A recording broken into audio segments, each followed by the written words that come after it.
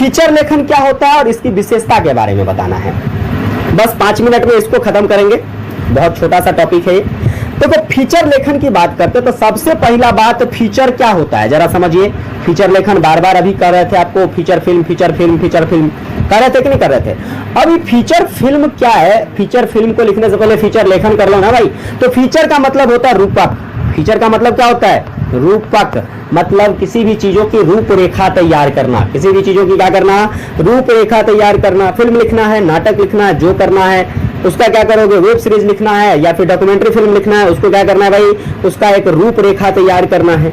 चलो तो जनरली आप कह सकते हो जो फीचर लेखन होता है या सृजनात्मक लेखन का एक बहुत इंपॉर्टेंट पार्ट है और इसमें एक विशिष्ट तौर तरीकों का ध्यान रखते हुए क्या किया जाता है, तो लेखन क्रिया किया जाता है।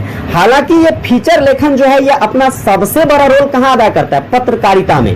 कहां पर बच्चे, पत्रकारिता जर्नलिज्म में जो है भाई साहब इसका सबसे बड़ा रोल है।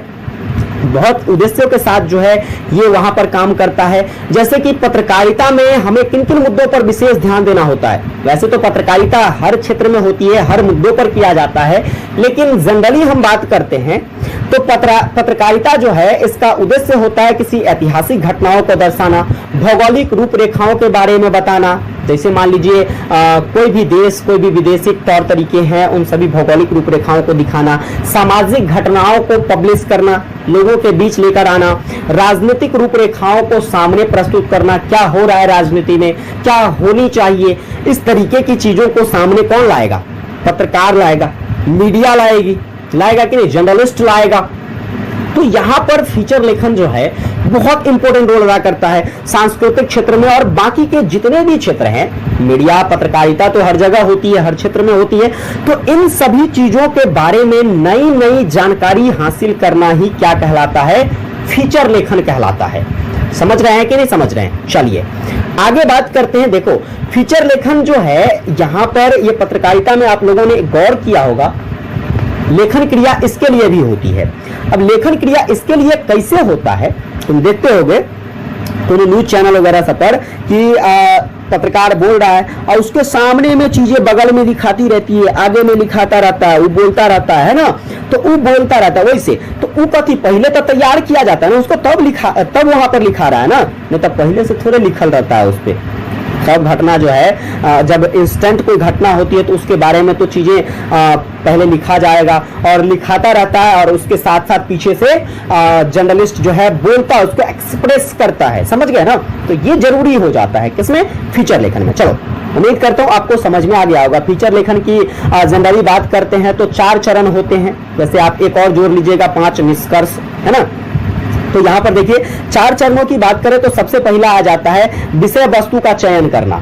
विषय वस्तु का चयन करेंगे, सामग्री का चयन करेंगे, फीचर का चयन करेंगे, उसका एक उचित शीर्षक डालेंगे। कहोगे कैसे, तो देखिए अभी तोरा जो पढ़ा रहे हैं वैसे, जैसे कि अभी हमको पढ़ाना था तो हमको पढ़ाना था तो पहले हम क्या किए, विषय वस्तु का चयन किए, तो कौन सा, पटकथा लेखन। अब इसके बाद सामग्री का चयन किए, कथी पढ़ाना है, यूनिट नंबर 3 या यूनिट नंबर 4, उसमें क्या पढ़ाना है, फीचर का चयन किए, उसमें क्या पढ़ाना है ना, वो हो गया। आगे इसका शीर्षक, जैसे थंबनेल पर आपने देखा होगा टाइटल दिया हुआ है ना, तो वो कैसे बनाएंगे।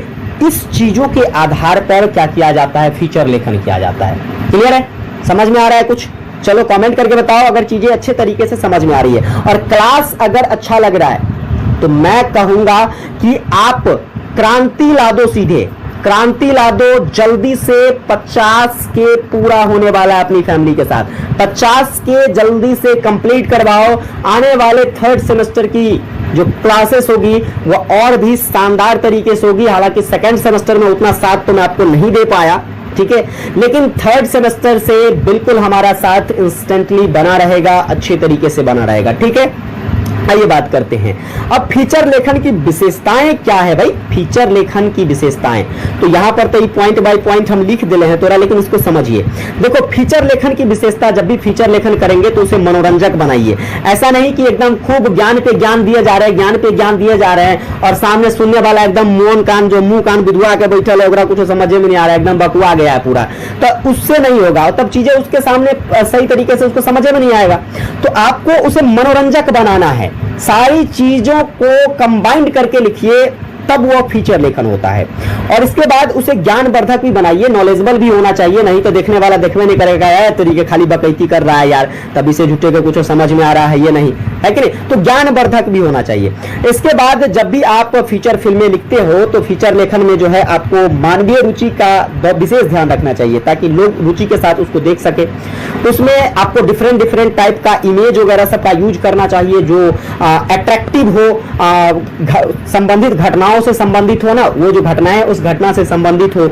इसके बाद उसमें कल्पना का समावेशन भी होना चाहिए। कल्पना का समावेशन कहने का मतलब ये है कि लोग इस चीज की कल्पना कर सके कि देखो अभी ये हुआ है तो शायद ये ऐसा हो सकता है या इससे पहले ये हुआ था, इस तरीके की कुछ कल्पना जो है लोग अपने मन में कर सके। इस चीजों का ध्यान रख के क्या करना चाहिए, आपको फीचर लेखन करना चाहिए। और इस बात का तो विशेष ध्यान रखना चाहिए कि हमें फीचर लेखन लंबा नहीं करना चाहिए, क्योंकि लंबा करेंगे तो फीचर फिल्म हो जाएगा और देखो उसको लोग रुचि के साथ नहीं देख पाएगा।